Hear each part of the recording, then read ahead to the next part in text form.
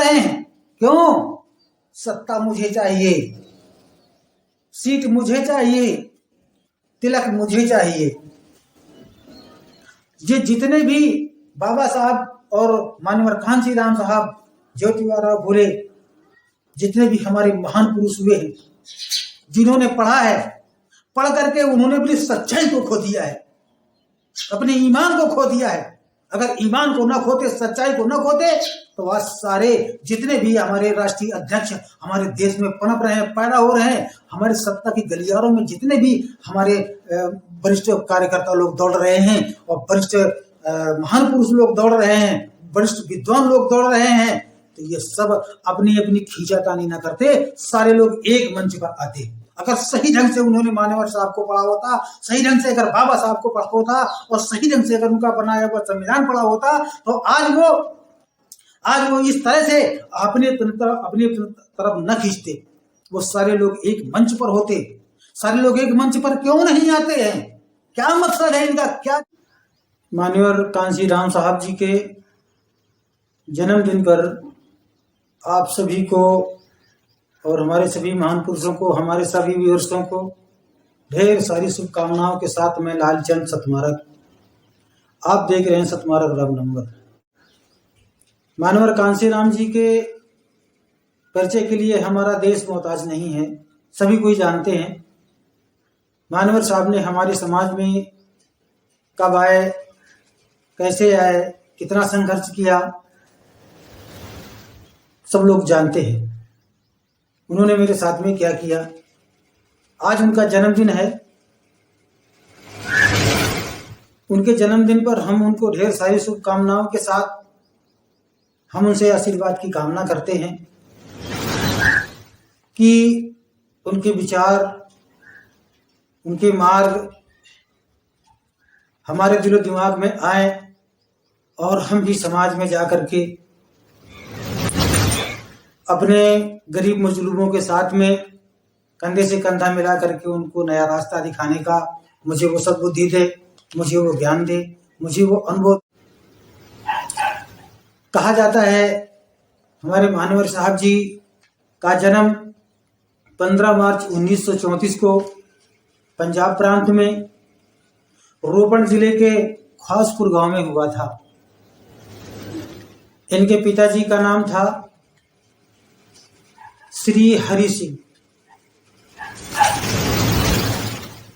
तो ये हमारे मानवर कांसी राम साहब जी, ये बचपन से ही पढ़ाई लिखाई में बहुत ही इनका दिल दिमाग लगता था। व्यर्थ के कामों में ये अपना समय बर्बाद नहीं करते थे। हम थोड़ा साझा करते हैं इनके विचारों पर, चूंकि आज वो हमारे आपके बीच में नहीं है। तो हमारे महान पुरुषों ने हमारे लिए कितना बड़ा संघर्ष किया है। साइकिल से चल चल करके लोगों के दरवाजे पहुंचे, वहां पर उनको उपदेश दिया, बताया, इनको ज्ञान दिया और ज्ञान दे करके उन लोगों को एक भीड़ इकट्ठा किया। पैदल चलना, अब इनके पास में जब कभी साइकिल से चलते थे, जब साइकिल साथ नहीं देती थी तो पैदल चलते थे। तो इस तरह से इनको जब कभी इनकी साइकिल पंचर हो जाती थी तो कहीं जा करके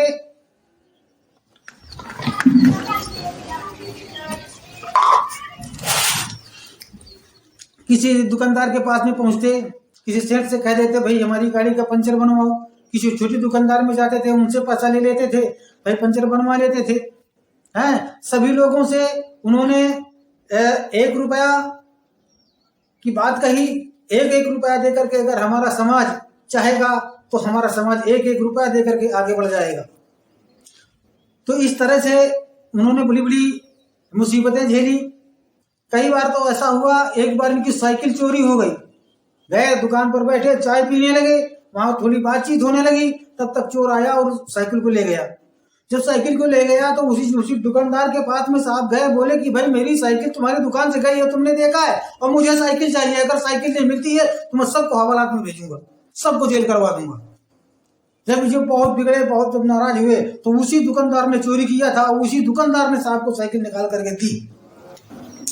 एक समय का वक्त ऐसा था कि कितनी कितनी बड़ी ये रास्ते से जा रहे थे, लोगों को लिए जा रहे थे, साथ में इनके हुजूम लगा और 10-20-50 लोग इनके साथ में थे। तो वहां पर इनको मरवादी लोग मिल गए रास्ते में, बोले सब कहाँ जा रहे हैं, कहाँ भीड़ लगाए है। तो इस तरह से जो तो वो 2-3-4-5 लोग थे, तो जो हमारे मानवर साहब के साथ में जो अनुयायी लोग थे, जो हमारे गरीब लोग थे उनके साथ में थे, वो उनके साथ में जा रहे थे। तो ये मनुवादियों ने क्या किया, उनको मारना शुरू कर दिया, कई लोगों को उन्होंने मारा है। तो साहब ने कहा कि भाई क्या बात है, आप हमें बताइए, इन्होंने क्या तुम्हारी गलती की है, तुम इनको क्यों मारते हो है। तो वो कहते हैं कि नहीं, ये तुम ये क्या कर रहे हो, सब गलत कर रहे हो, ये क्या चुनाव लड़ना चाहते हो, क्यों भीड़ लगा रहे हो।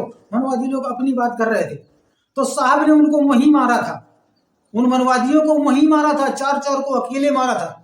और मार करके जब मार नहीं रहे थे तभी तो पुलिस आ गई और पुलिस ने इनको पकड़ा, और पुलिस भी इनके ऊपर दबाव बना रही थी। तो उन्होंने वहां पर धरना दिया और धरना दे करके वहीं बैठ गए कि जब तक कहा कि जब तक हमें न्याय नहीं मिलेगा तब तक हम यहाँ से धरना से हटने वाले नहीं है। और उनको न्याय मिला। और एक समय का वक्त ऐसा था कि सर्दी का सीजन आ रहा था, तो उस टाइम पर इनके पास में पहनने के लिए सही ढंग से कपड़ा भी नहीं था, शर्ट भी इनकी फटी हुई थी, इनके जूते सब फटे हुए होते थे, सही जूते भी नहीं मिल पाते थे। और जूते भी अगर पहनते थे तो कोई महंगे नहीं पहनते थे, यही आम आदमी जो गरीब तबके के लोग जूते पहनते हैं, जो लोग बना करके पहनते थे, कैसे भी जूते थे, वो गरीबों वाले जूते पहनते थे। उनके पास में 1000-2000 की जोड़ी की जूते नहीं हुआ करते थे। इस तरह से वो कितना बड़ा संघर्ष करते थे। तो सर्दी का सीजन आ रहा था, तो उनके पूरे टाइम ऐसा था कि उनके पास में पैसा नहीं था, केवल 5 रुपया जेब में था। और लोगों ने कहा कि सर बहुत सर्दी पड़ रही है, आप कोट खरीद लीजिए। तो ये कोट खरीदने के लोग, हाँ ठीक है सर्दी पड़ रही है, कोट तो खरीदना ही पड़ेगा। तो एक दुकान के पास में जाते हैं, दुकानदार से बोलते हैं भैया हमें कोट दिखाओ, हमें कोट लेना है। तो वो कोट जब दिखाता है तो कोट की कीमत 40 रुपए बताता है। तो साहब ने कहा कि सर क्या इससे और कम कीमत का कोट मिल सकता है। बोले हाँ हाँ मिल सकता है। दूसरा कोट दिखाया, उसकी कीमत बताया 35 रुपए, तो वो भी ज्यादा थी। तो उन्होंने कहा सर इससे भी कोई सस्ती कीमत का मिल सकता है। तो उसने कहा हाँ हाँ मिल सकता है। तो बोले कि ये कोट कितने का है। बोले ये कोट तो 25 रुपए का मिल जाएगा। तो साहब ने सोचा अभी मेरे पास में उतने पैसे नहीं है। तो उन्होंने कहा क्या इससे भी कोई सस्ता मिल सकता है। तो वो दुकानदार नाराज हो गया, बोले हाँ हाँ मिल सकता है, जाओ पीछे चले जाओ, जो मुर्दों वाले कपड़े मिलते हैं ना वो खरीद ले जाके, और वो तुमको 2-4-5 रुपए में मिल जाएगा। तो साहब ने कहा अरे बहुत बहुत धन्यवाद आपको, आपने हमें अच्छा रास्ता बताया, बहुत अच्छा किया हमारे साथ में, हम जाते हैं वहीं खरीद लेंगे जाके। तो मेरे दोस्तों याद रखिए, ये मेरे महान पुरुष हैं, इन्होंने मेरे लिए ऐसी ऐसी लड़ाई लड़ी है, आप लोगों के लिए संघर्ष किया है, आप लोगों के लिए लड़ाई लड़ी है। तो वहां पर गए, वहां पर जो मुर्दे जो जलाए जाते हैं, जो उनके कपड़े होते हैं, वो लोग वहां घाट पर जाकर के बेचते हैं। वहीं पर वो लोग जो पंडे पुजारी लोग वो बटोर लेते हैं, इकट्ठा कर लिया, उन्हीं को धुल धल दिया, प्रेस कर दिया, रख लिया, और उन्हीं को उसी कीमत से बेचते हैं, क्योंकि फ्री का माल होता है, जितने बिक जाए उतने काफी है। तो इस तरह से बाबा हमारे मानवर साहब ने, कांसीराम मानवर साहब ने वो मुर्दे वाला कपड़ा, वो कोट उन्होंने पहना और बड़े खुश थे, बड़े प्रसन्न थे कि हमारा गरीब समाज है, हमें गरीब समाज के सामने किस तरह से जाना है और हमें क्या करना है। तो ये हमारे ये मानवर कांसीराम जी के परिचय के लिए कोई मोहताज नहीं है, सभी कोई जानता है। मगर मुझे कष्ट होता है, कष्ट तब होता है कि जब हमारे महान पुरुषों की जब हम इतिहास पढ़ते हैं, हम जब उनके बारे में सोचते हैं, तो आंख नहीं दिल रोता है दोस्तों, दिल। और जिसने पढ़ा है, सही ढंग से पढ़ा है जिसने मेरे अपने पूर्वजों को, वो रोया है, और जो रोया है वही आज जा करके समाज में दहाड़ा है। आज मुझे कष्ट इस बात का होता है, जब तक मेरा शरीर रहेगा तब तक मैं यही कहता रहूंगा, तब तक मैं यही कहता रहूंगा कि लोग अपने अपने स्वार्थ में हमारे महान पुरुषों के विचारों की धज्जियां उड़ा रहे हैं। ये जितने भी बाबा साहब और मानवर कांसीराम साहब, ज्योतिबा फुले, जितने भी हमारे महान पुरुष हुए हैं, जिन्होंने पढ़ा है, पढ़ करके उन्होंने अपनी सच्चाई को खो दिया है, अपने ईमान को खो दिया है। अगर ईमान को न खोते, सच्चाई को न खोते, तो आज सारे जितने भी हमारे राष्ट्रीय अध्यक्ष हमारे देश में पनप रहे हैं, पैदा हो रहे हैं, हमारे सत्ता की गलियारों में जितने भी हमारे वरिष्ठ कार्यकर्ता लोग दौड़ रहे हैं, और वरिष्ठ महान पुरुष लोग दौड़ रहे हैं, वरिष्ठ विद्वान लोग दौड़ रहे हैं, तो ये सब अपनी अपनी खींचातानी न करते, सारे लोग एक मंच पर आते। अगर सही ढंग से उन्होंने मान्यवर साहब को पढ़ा होता, सही ढंग से अगर बाबा साहब को पढ़ा होता और सही ढंग से अगर उनका बनाया हुआ संविधान पढ़ा होता, तो आज वो इस तरह से अपने तरफ न खींचते। वो सारे लोग एक मंच पर होते। सारे लोग एक मंच पर क्यों नहीं आते हैं? क्या मकसद है इनका? क्या चाहते हैं? क्या पुनः हमारे समाज को वहीं ले जाना चाहते हैं? सभी लोग एक मंच पर आकर के अपनी बात को कहो और दुश्मनों से लड़ाई लड़ो। यही मेरी आपसे उम्मीद है और यही मैं आपसे आशा रखता हूं। और आप लोग मेरा पूरा वीडियो देखा, इसके लिए मैं आपको आभार प्रकट करता हूं। और मेरी बात जो आप लोग सुन रहे हैं, अगर इसे आप कमेंट में मुझे बताएंगे, मुझे निर्देश करेंगे, मैं बार बार कहता हूं आपसे, मुझे कमेंट मुझे जरूर किया करो। मेरे चैनल को सब्सक्राइब कर लीजिए, इसको लाइक करना और साथियों को शेयर करना, ये मैं आपसे बहुत बड़ी अपेक्षा रखता हूं। और मेरे प्यारे साथियों, इस समाज को बचाने के लिए दारू पर विशेष कंट्रोल करिए, दारू न पीजिएगा, अपने बाल बच्चों को खुश रखिएगा और आप भी खुश रहिएगा। मैं आपसे यही उम्मीद रखता हूं। इसी के साथ में जय भीम, नमो बुद्धाय।